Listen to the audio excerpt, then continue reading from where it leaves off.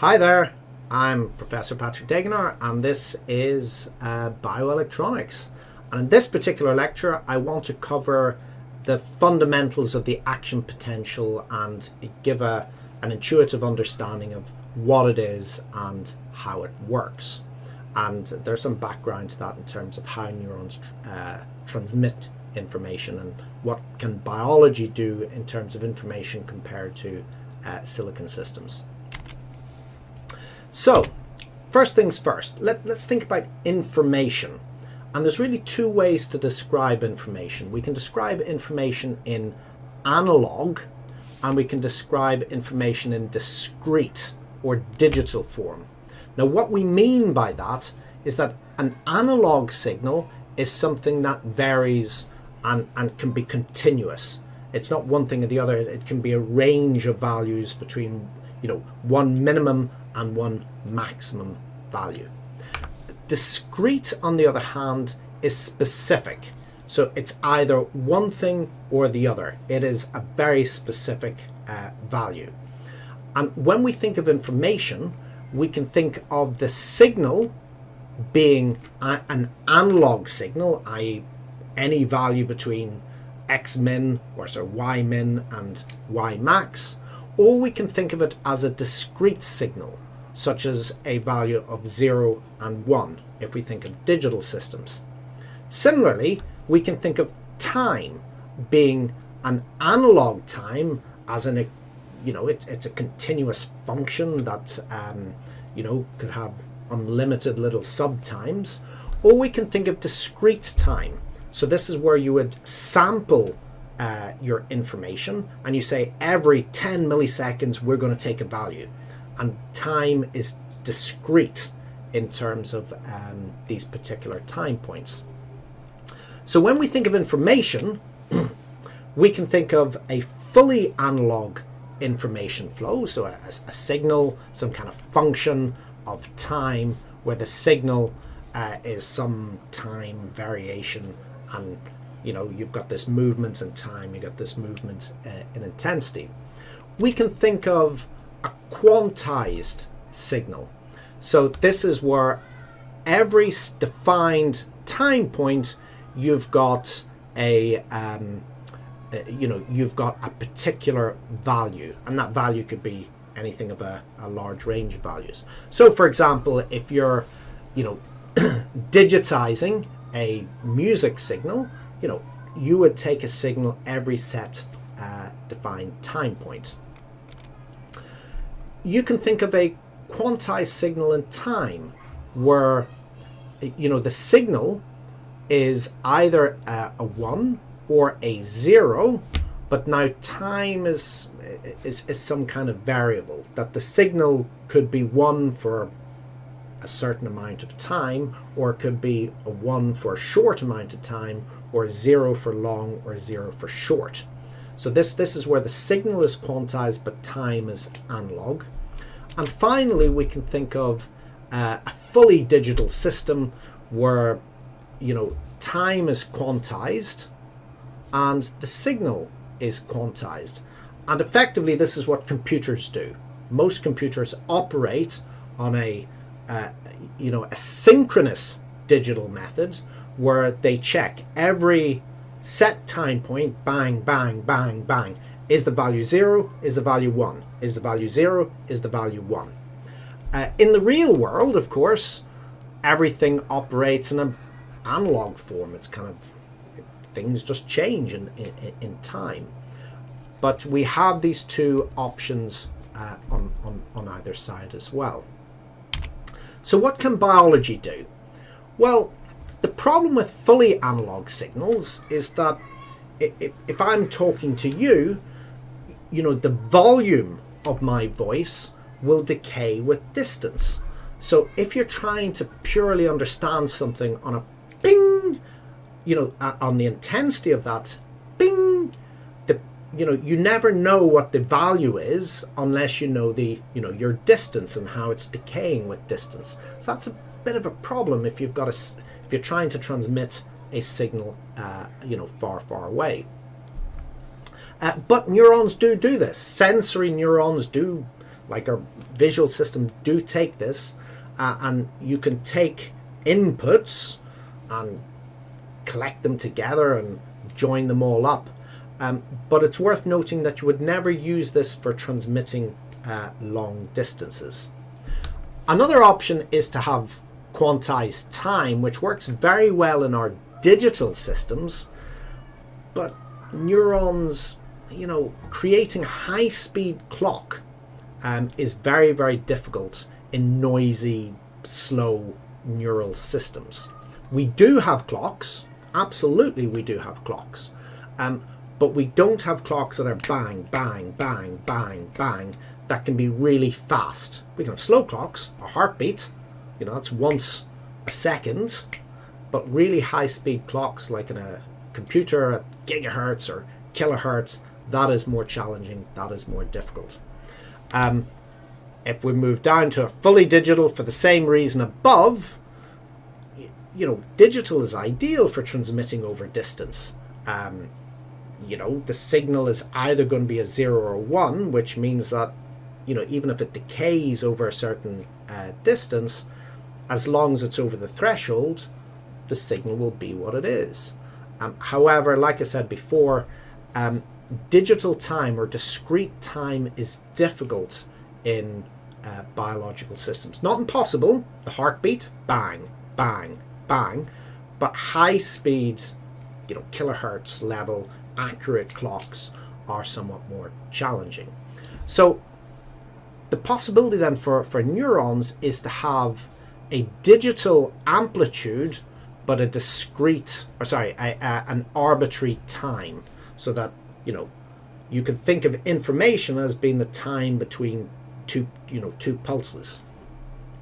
So if we think about these two areas in the green, we can think of fully analog being some kind of local information system that gathers together information about whether or not you've got pressure on that finger or heat or some other sensor. But then when the signal needs to be transferred, we think of a discrete quantity, but an arbitrary time. So analog. So biology works on the left. Electronic systems tend to work in the red zone to the right. Now, neuron structures. These are not transistors or amplifiers, if you understand the structure of those things. Neurons are cells, and the basic components of the neuron, here's our circular component that we've simplified in the past, but neurons get inputs through something called dendrites. So the dendrites have signal inputs, and the signal transfers to the middle and gets integrated in the middle, so that center part of the cell, from the perspective of bioelectronics, not all the molecular side, the center of the cell sort of integrates these signals, and then down here at something called the axon hillock, the signals are then checked against some threshold, and you'll get then a pulse going out. So this is where we talked about the discrete value, but these pulses, the distance between these pulses could be any arbitrary amount of time. The signals then transfer down the axon towards the axon terminal, where then they go to the subsequent cell. So that's the basic structure of a neuron. And at the bottom, we can think of these things in terms of inputs. We can think of a summation function at the center, at the soma, or the main cell body. We can think of a threshold function. Is it greater than some threshold? And then we can think of a transmission system towards the next cell. And there's basically two functions here. There's the integration. This is like a summing function. And there's a transmission function. And we'll talk about computation a little bit further down the course. There is a variant in this particular cell type, and that is neurons with what are called Schwann cells. So these type of neurons are called myelinated neurons. And what these Schwann cells do is that they help accelerate the signal between what are called the nodes of Ranvier, which are the nodes in between those Schwann cells. Now, to explain how the information is transmitted, we have to think of something called the action potential. Now, what an action potential is a signal which looks very much like this here. If you were to take an electrode, put it through an amplifier, you'll see some kind of signal going bang, bang, bang, bang, bang. And that relates to how, the activity of the cell, how active it is. If you're to zoom up on one of these what are called action potentials, you'll see something which looks like this here. And the action potential has a number of forms. So first, at rest state, the neuron has a negative membrane potential. It's pumped out all the sodiums, if you remember. So it has a negative membrane potential. And then what happens is something will activate the cell. And once it goes beyond the threshold, you see that this rising depolarization stage. Eventually, something happens, and I'll explain in the next slide. You get a peak. The polarization, depolarization process peters out. And then you get a repolarization stage, so you're coming back. It then overshoots in a process called hyperpolarization, and then it gets back to its original position. So they're the 5 stages of the action potential, and each one of these pulses allows information to be transmitted. Now the information is either in the number of pulses per time or the time between pulses, but we'll talk about that a little bit later in a future lecture. So how does this action potential form? Well, we talked in the previous lecture about cell membranes having these components. It has pumps, and it has ion channels, and it has leakage. Well, the first stage, is actually the very first stage, is that process where, the pumping is pumping outside, there's a little bit of leakage, everything gets into equilibrium, and the cell membrane has a somewhat negative charge on the inside compared to some kind of ground on the outside. Then the first stage is that sodium channels, for whatever reason, are activated. And usually this activation happens because something has reduced the membrane potential, or reduced the voltage on the inside compared to the outside. The second stage is that once these are activated, after a certain period of time, they start to deactivate. So this is a time constant. So they start to deactivate, and then sodium channels are activated, and this allows potassium channels are activated, and this allows potassium to leak out. And note, initially sodium was going in, the cell became depolarized because now there's more positive charges on the inside, but we need to get, so that's this part going up, but we need to get back again after you've hit this peak.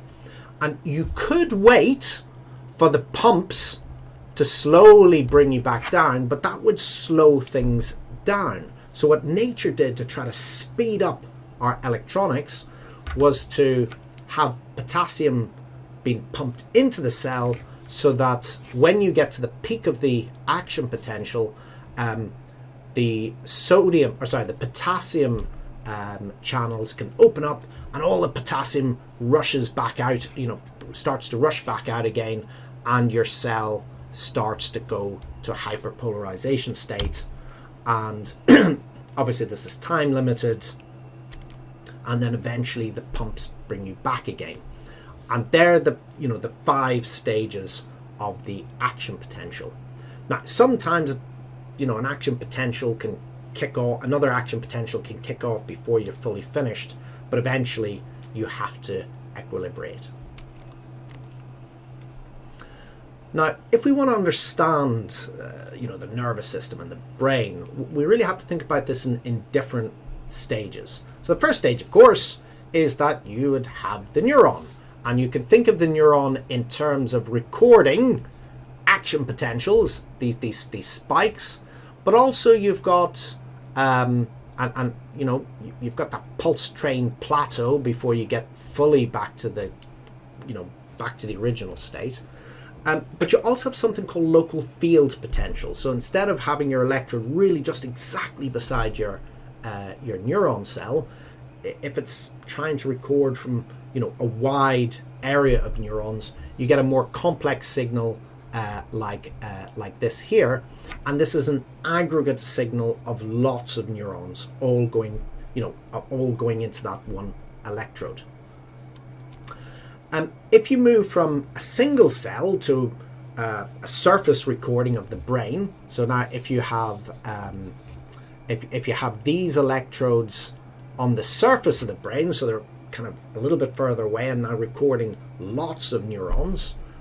The grey bit is what's called the grey matter. That's where all the cells are in the brain. The white matter is where, you know, is where the connections between different cortical areas happen. So they're the wires, if you like, or the motorways of information. So this here picture shows a electrode grid on the surface of a human brain, and again you get a signal which looks quite similar in many ways to the LFP signal, but is actually taking information from a larger area of or a larger volume of neurons. And then of course you can actually then take the electrodes outside the brain and put them on the surface of your head, and this is called an EEG, an electroencephalogram. And you know, the signal is now further away again, and you've got other noise and so forth, and it becomes harder to discern you know, different areas. So you know, we can think of recording as being from individual cells, or of, you know, little sub-brain areas, or even larger brain areas. And how we model them and how we try to understand brain activity depends on where you take that information. So if we're going to understand you know, these kind of bioelectronic processes, we have to create a model.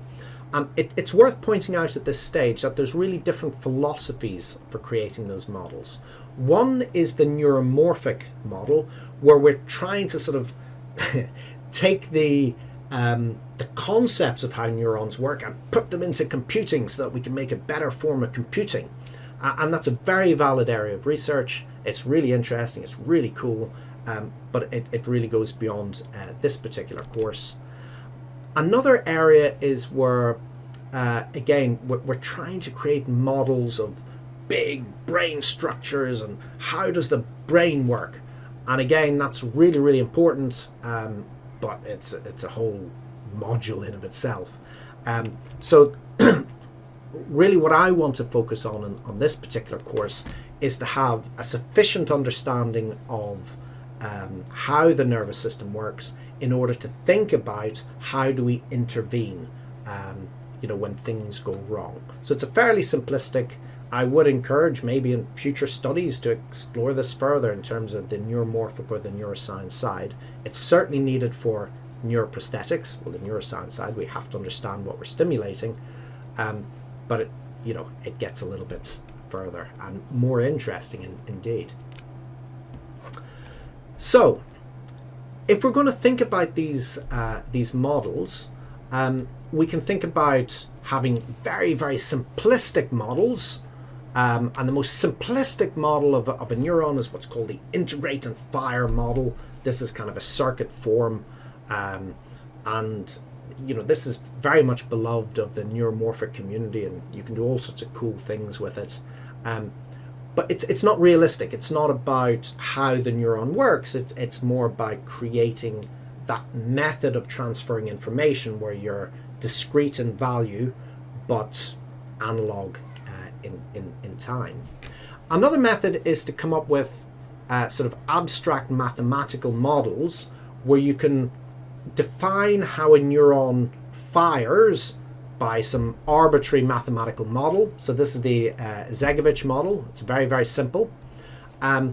and it can create, depending on the components you put in there, A, B, C, D, it can create a complex set of neurons. And you could say, well, that looks like a pyramidal cell and that looks like an interneuron. But the actual values are not related to how a cell functions. So this is very, very useful for creating larger brain models where, you know, I mean, you want this thing to simulate in a day or 2 days. You don't want it to be, you know, you don't want your simulation tool taking months and months and months to give you an answer. But the final form, which is what we're going to consider, is the Hodgkin-Huxley model, which is an actual realistic model of how a neuron works. And you may recognize this from the previous lecture. This very much looks like the Goldman electronic model of you know, the cell membrane. But and this is really important, don't get scared. This is you know, these models, especially the Hodgkin-Huxley model, is complex, but you will, in your real world, you'll never have to actually do the calculations. And we have tools that do that for you, tools like Neuron, Genesis. You know, I personally have written MATLAB code that, you know, does it for you. So they can be complex. The next lecture will be more complex, but don't be scared by this. The reason why we have to cover it mathematically is so that you understand it sufficiently, so that if you ever use these tools, you know when the tools are lying to you and you understand what the parameters that you need to insert are. So it's not that in real life you'll ever have to fully derive the Hodgkin-Huxley equation. That, in a sense, is all done for you. That's the beauty of computer-aided design. So that's it for this lecture. Thank you very much for listening, and see you at the next lecture.